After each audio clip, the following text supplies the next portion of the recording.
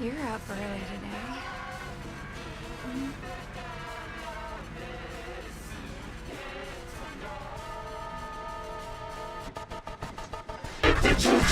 Watching The Grudge was the most depressing experience I've ever had in my life. Think of this video like my own personal therapy. Now you may be wondering, how can this horror movie about some girl choking on her Dr. Pepper leave such an impression anyway? Well, I'm glad you asked. Now don't worry, it's actually pretty simple. It all started when I was born, and then 5 years later.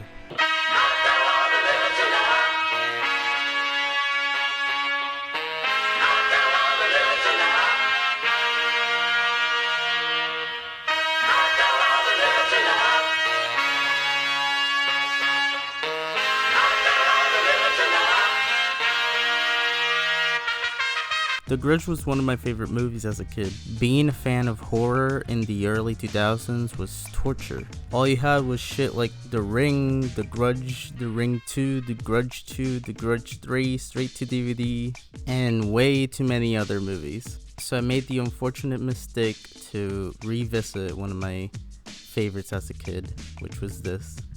And God, I really regret it. I didn't really expect much coming back to it. I mean, really, why would I? No one really talks about it, and it does look like no one really likes it either. So why do I even care? Well, I didn't until I read the difficulty of going through high school. Pizza time. Fucking Sam Raimi was involved in the making of this film. The man that shaped my childhood with Spider-Man also might have started my love for horror films, I think. And that's when my expectations went up a little bit too high. Expecting a Raimi-ish type of movie. Well, that's where I messed up, because That house. There's something. Takashi Shimizu is the Japanese director of both the original Grudge film and this one. I actually watched the original before trying the remake out again. I also didn't like it, but I didn't think it was awful. It was fairly okay in parts, and some horror elements were executed really well. One thing he doesn't execute well is the story, because there isn't one. And for whatever reason, he has a lot of different characters having to deal with this grudge curse. Oh yeah, for those who don't know, The Grudge is about a girl named Kayako who is killed because of domestic abuse, and then she leaves around a curse that kills innocent girls for whatever reason. In the Japanese version, Kayako cheated on her partner, I think, but in the American remake, she's a psycho bitch who's obsessed with some guy named Peter.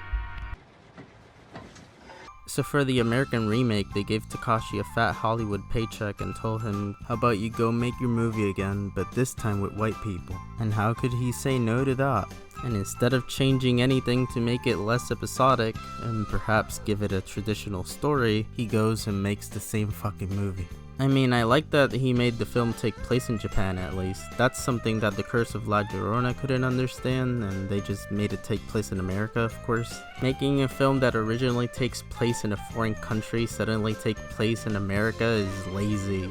But somehow making the same exact film in Japan but with white people feels even lazier. Anyway, Sam Raimi was only trying to sell the movie. I tried to find interviews about him discussing the film, but all I could find was him trying to leave every set that he was at. You can tell that he's not very proud of the film, like he really wants to get the fuck out of there. If you take a quick look at this perfectly edited video. Fuck that dude.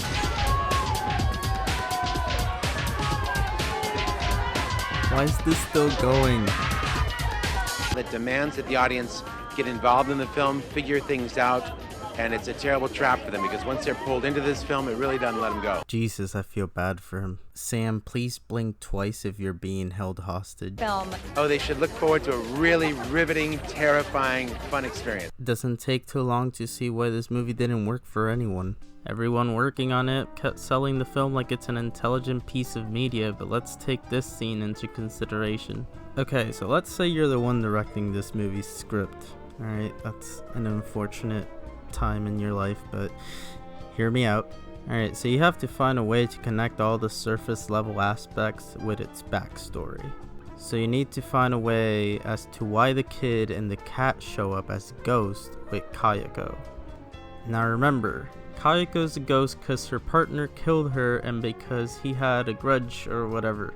So how does it connect to the kid and the cat? So as a director, do you A, show scenes where the kid is being abused by Kayako's partner while holding a cat?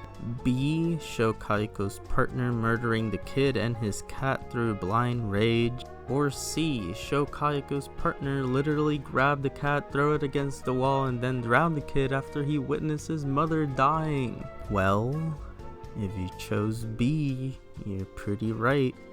But that's only because B and C are basically the same answer. Jesus Christ. He's so concerned about being caught that he even killed the cat. Fuck is the cat gonna say? But the real question here is it scary? You don't need a movie like this to be intelligent. Is it at least scary to some degree? Well, let's take a look at the spooky ghosts real quick. Kayako isn't alone when she's being a spooky ghost. She's along with Toshio, who's this kid that makes cat noises, because that's scary, says the executive producer. Who might be Sam Raimi, fuck, wait. Oh, they should look forward to a really riveting, terrifying, fun experience. There's really nothing here that works when it comes to the horror aspect. Plus, if you've seen the Japanese version, then you've seen the scenes done better. There's this one scene that stands out because I actually really liked it in the Japanese version. So the girl is in her apartment, and for whatever reason Kayako calls her, pretending to be her boyfriend, I think. はい。もしもし、俺だけど。お兄ちゃん。マンションの前まで来てんだけどさ。 And it's overall just a well executed scene that has Kayako tricking the mind of the girl while also delivering on a pretty creepy last shot.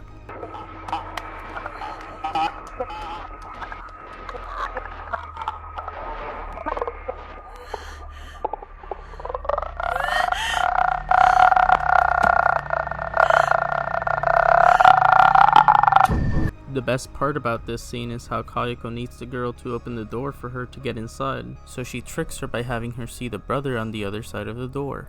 As soon as she opens it and no one's there, she's already screwed and you know it. Doesn't take her long to figure that out, and she probably processed that it's Kayako, so she immediately runs to her bed, like we all did when we were 9.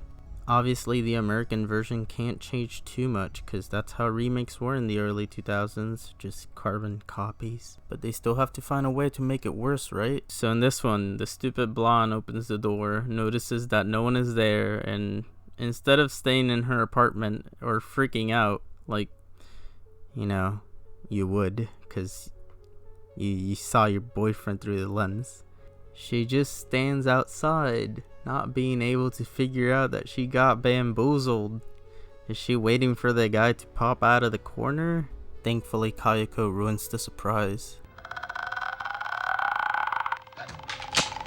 Listen, I'm just hurt because I grew up with this film instead of Evil Dead or something. This isn't even close to a Raimi film, it's just garbage nonsense that he had to throw out there for money. I kinda wish he directed it instead. I'm sure he could have done so much better with the source material. I mean, it's cool that they gave it to the original director, but his storytelling is so muddled and hard to care for that this probably would have been better with some other director instead. And that's kind of the sad reality.